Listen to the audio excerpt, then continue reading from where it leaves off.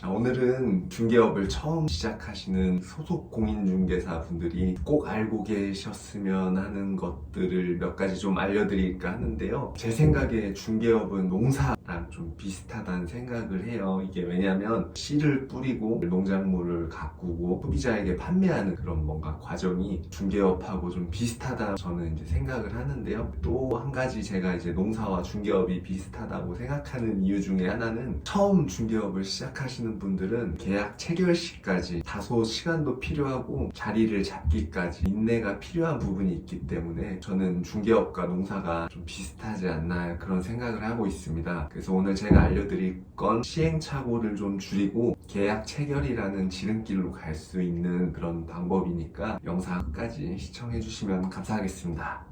그러면 바로 시작하도록 하겠습니다. 자, 우선 이제 중개업이란 어떤 것일까요? 나름 전문직이라는 그런 인식이 많이 들죠. 물론 이제 전문적인 지식을 바탕으로 고객들에게 필요한 부분들을 설명해 드려야 하는 거는 당연하지만 중개업은 제 생각에는 서비스업이랑 가깝다고 생각이 들어요. 친절하고 성실하게 중개를 하기 위해 노력하는 모습들이 필요한데요. 예전에 제가 인터넷 커뮤니티에서 한 설문조사를 본 적이 있어요. 이제 한 가지 매물을 여러 군데 부동산에서 보여준 매물일 경우에 어떤 부동산을 선택할 것인가에 대한 그런 설문조사가 있었어요. 우리가 흔히 생각하기엔 먼저 보여준 부동산에 가야 하지 않을까 이렇게 생각하실 수도 있는데 투표 결과가 가장 높았던 게 뭐냐면 나에게 친절했던 부동산을 선택하겠다라고 하셨습니다. 어차피 같은 수수료가 나가기 때문에 나에게 조금이라도 친절하고 잘 응대해준 사람에게 주자라는 뜻이겠죠. 이 중개업은 외모나 인상도 중요합니다. 단정하고 말끔한 복장과 가볍지 않은 말투와 행동,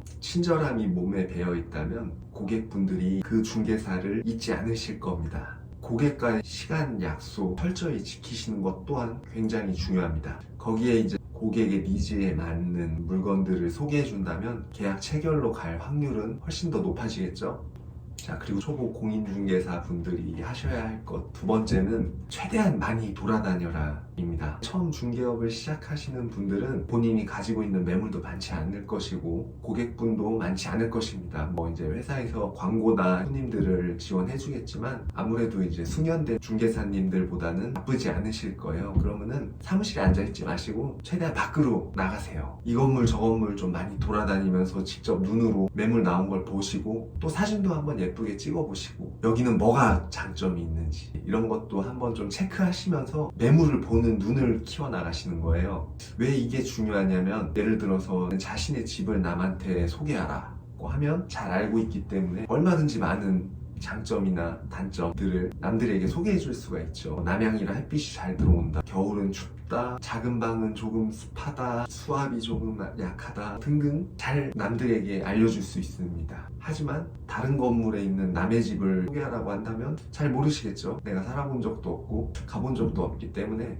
그냥 방 2개 화장실 하나 있고요, 그냥 그렇습니다. 네, 남양이고요, 이 정도밖에 설명을 못하는 게 당연하겠죠. 잘 모르기 때문에. 그만큼 내가 이 매물에 대해서 많이 알수록 손님들이 무엇을 원하는지, 어떤 매물을 찾고 있는지를 빠르게 캐치하는 능력도 생기고 내가 현재 갖고 있는 매물 중에서 이분한테는 이런 게 맞겠구나 라고 머릿속에 데이터가 탁탁탁탁 생깁니다. 그래서 이 손님을 만났을 때는 이런 매물이 좋겠구나 라고 바로 추천을 해드릴 수가 있는 거죠. 이게 이제 매물을 많이 눈으로 보고 느끼고 평수도 직접 가서 보고 무엇이 좋은지 무엇이 아쉬운지 이런 것들을 봐야 한다는 얘기입니다. 그리고 이제 내가 담당하고 있는 구역의 지리 정도는 어느 정도 알고 있어야겠죠. 어디에 뭐가 있는지, 그리고 대략적인 번지수가 몇 번지인지 정도는 알고 있어야 고객분들이 그래도 이 지역의 전문가구나 라는 그런 신뢰감이 높아지겠죠. 그리고 이제 다니시다가 건물에 임대 문의가 붙어있는 곳들은 꼭 들어가 보셔서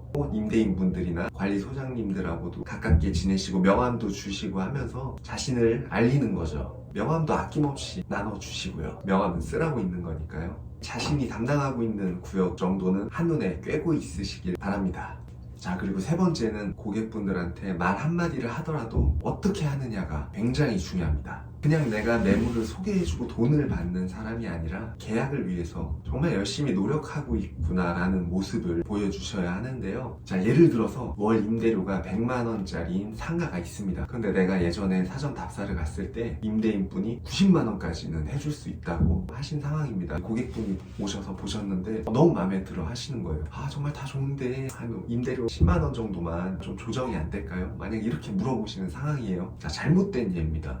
아, 그거 주인분이 90까지 해드린다고 했어요. 하시죠. 90까지 된다고 했으니까. 자, 이것은 내가 노력한 게 아니라 건물 주인이 이미 깎아주기로 한 그런 상황이 되는 거죠. 따라서 고객분들이 저희에게 큰 고마움을 느끼지 못합니다. 자, 그럼 이제 제대로 된 예시를 한번 보여드리겠습니다. 아, 근데 이건 사실 주인분이 한 최소 100만 원은 받고 싶어 하시는데 고객분 업종도 괜찮고 해서 제가 이거 한번 임대인을 설득해서 90으로 한번 만들어 볼게요. 자, 이렇게 얘기하면은 주인분이 깎아주는 게 아니라 중개사가 가격을 낮춰주는 느낌이 들죠. 이렇게 별거 아닌 것 같은데도 어떻게 말을 하느냐에 따라 중개사가 굉장히 지금 계약 체결을 위해서 노력하고 있다는 모습을 보여줄 수 있는 거죠. 그리고 중개사가 고객분들한테 하지 말아야 할 말이, 예를 들어 뭐 렌트프리를 한 달 정도 받고 싶은데 이렇게 될까요? 라고 고객이 물어봤는데 중개사가 안 돼요 라고 하면 안 되겠죠? 안 돼요 라고 하는 것보다는 그러면 제가 한번 어려울 수도 있지만 한번 노력해 보겠습니다. 안 될 수도 있지만 그 점 감안해 주시고 제가 최대한 조금이라도 맞춰 보겠습니다 라고 하는 게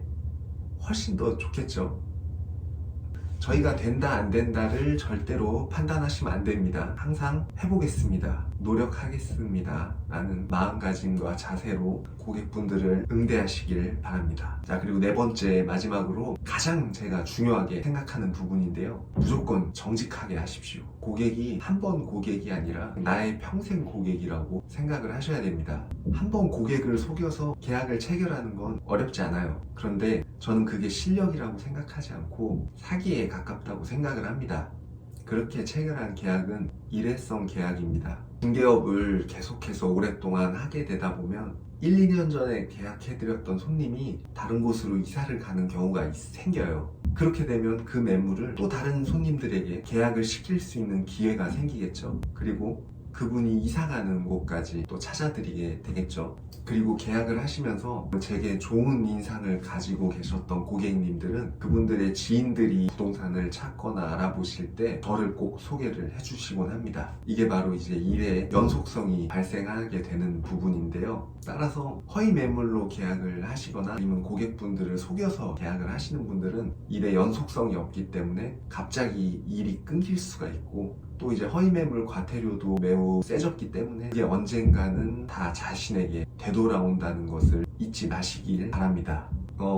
사실은 중개업에 대한 인식이 그렇게 썩 좋진 않습니다. 고객분들을 만나서 진솔한 얘기를 들을 때가 가끔 있는데 그렇게 좋지는 않아요. 솔직히 말씀드리면 과도한 경쟁 체제가 만든 결과라는 생각이 드는데요. 그 인식을 바꿀 수 있는 사람 또한 저희 중개업자들이라는 것을 잊지 마시길 바랍니다. 사실은 어떻게 중개하는지에 대한 것들을 더 알려주고 싶은 건 많지만 이게 영상 하나에 모두 다 담기는 사실 좀 어려운 것 같아요. 그래서 이제 기본적인 것들, 반드시 해야 할 것들을 제가 몇 가지 간단하게 한번 알려드려 봤는데요. 처음 중개업 시작하시는 분들은 사실 이 정도만 잊지 않으시고 꾸준하게 하신다면 시기는 저마다 다르겠지만 분명히 인정받게 되는 날이 오실 겁니다. 그때 기회를 놓치지 마세요. 제 영상을 보시는 모든 분들이 중개업에 성공하시기를 기원하면서, 자, 오늘은 여기까지고요. 모두 다 돈 많이 버는 공인중개사가 되시길 바라겠습니다. 시청해주셔서 감사합니다. 다음 영상에서 또 만나 뵐게요. 감사합니다.